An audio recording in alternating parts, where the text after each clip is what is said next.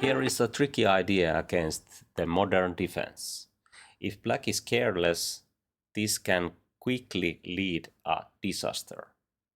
And even if black avoids it, white has a good position with clear plans. Let's see how it works.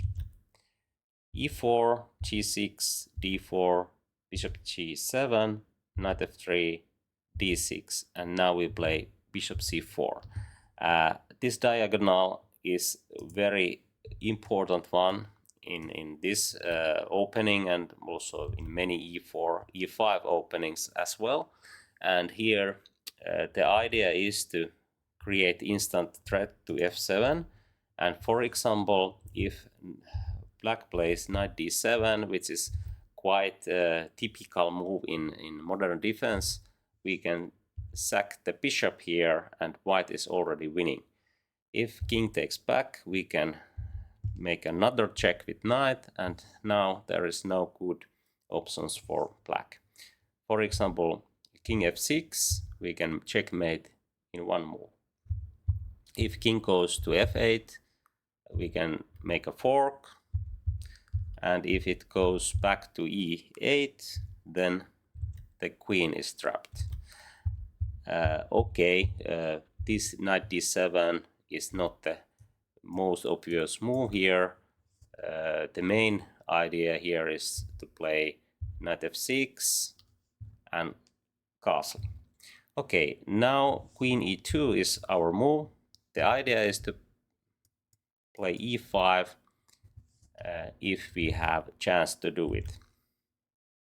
Here castling is the main option, but here again, if black plays knight d7, same kind of idea is working perfectly. We can take on f7, and now after king takes the bishop, we can check, and now similar ideas. If king goes to e8, we can trap the queen. If it goes to f8, we can make a fork, and if it goes to g8, we can play knight e6.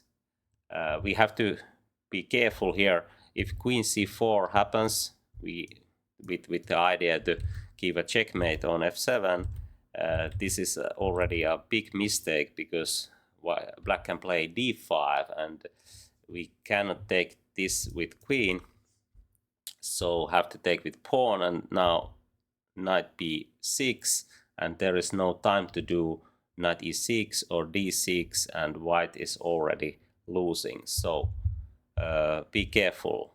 Knight e6 is the move, and this is quite a funny situation. There is no good square for the queen, and after queen e8 we can make a fork and take the rook. White is winning. Nice trap. Okay, and if black avoids this and plays castling, the main move in this position is castling, but my recommendation is to push the pawn e5, because now black has to play very precisely to get even a decent position. Here every knight move is a wrong one. Have to take the pawn. D takes e5 is the best move here. For example, if knight goes e8, this is already too passive. We can just play knight c3 and develop bishop and long castling. For example, this line, we can put bishop on g5, and this doesn't harm white's position. We can take with pawn, and this is protected. We can play long castling here, and this line with knight c6, we can just play f4, and this bishop is bad, knight is bad, and we can put rook d1 now and probably launch this kind of attacks if there is nothing better. The other move with knight h5 is simply bad. After h3, g4 is coming, and there is no good option for black. Okay, knight fd7. Of course, this is also one option, but we can play with similar fashion here. And now knight c3, for example, or even short castling is fine because this knight is bad. If knight goes here immediately, then we can play e6, and now again this bishop on c4 is very useful. F takes e6, and now we don't take this immediately. This is typical idea to play knight g5 and take this with knight. Of course, if we have a chance to play queen takes here, check, and make this kind of funny checkmate, it's very nice, but of course many players can avoid it with knight b6, but then just take this with bishop, and there is a fork again, and white is better. For example, this way, and c3, white is winning. Okay, in this position, black has to take on e5, and after pawn takes e5, now again black has to be very precise, and the only move which gives some decent position is knight d5. For example, knight d7, we can push e6, and again similar problems. For example, in this line, okay, it might be best to take this immediately, because if we go to knight g5 idea, black can even play knight e5, and actually this is not what white wants. So here the better idea is to take this immediately, and after king h8 we just develop the knight, and there's many ways to play.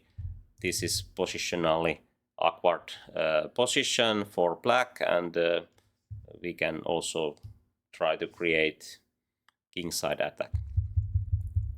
Okay, knight d5, and here we can make a short castling, and this bishop g4 is very tempting, but actually it doesn't cause too many problems.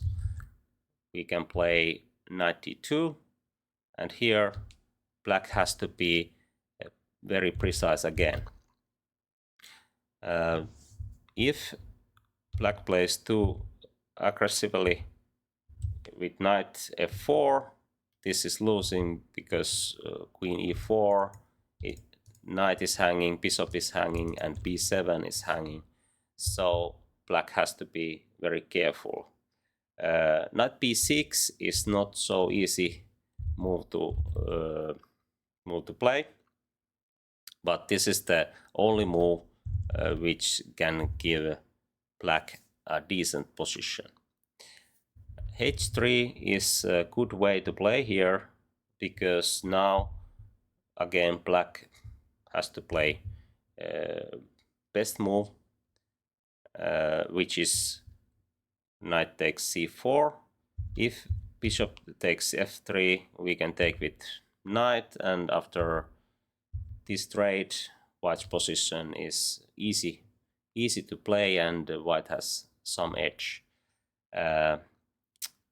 This bishop is bad, this diagonal is blocked, and we can easily protect the pawn and try to create even some e6 ideas, or play on queen side, or use the d file. So I think this position is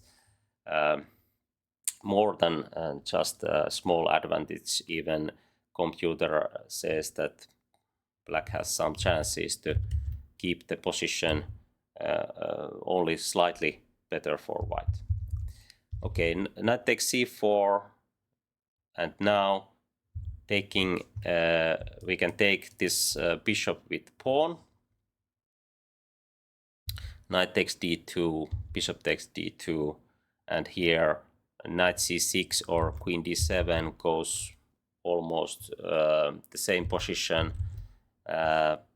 for example, queen d7, queen e4, and here after knight c6 similar position can arise. If knight goes c6, bishop c3, queen d7, queen e4. This is not a weak pawn. We can try to play e6 again. We can try to create some play on queen side, use d-file, and this bishop is bad, and it's not so easy to find any good moves in this position for black. And I think that is the reason that this line, this idea is very dangerous for black. That was the story. Thanks for watching, and see you again with the Cunning opening ideas.